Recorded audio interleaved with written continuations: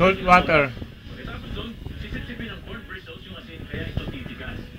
Ito ang murang paraan para patagalin ang buhay ng walis nyo. Okay, Chris? O, diba? Pinakita na yan sa ano eh. No, pinakita na yan sa ano yung tawag ito, yung... Teka lang, pinakita na.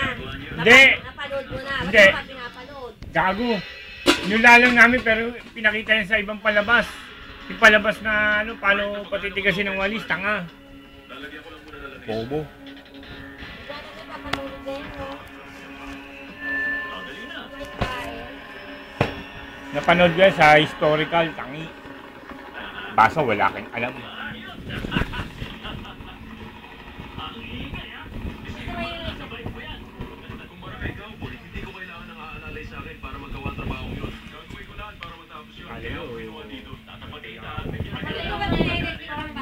Sa ano ko?